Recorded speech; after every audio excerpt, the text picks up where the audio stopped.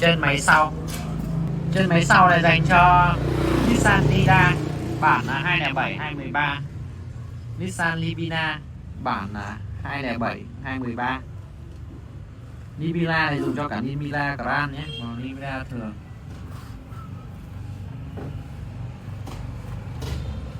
Chân máy sau này thì ngoài của nó có một lớp cao su để bọc xung quanh, cao su luôn. Trong là có thép nhưng mà ngoài có lớp cao su mỏng nhé. Cái chân này là còn ngoài đây là trong là thép, bên ngoài là cao su các bác nhé.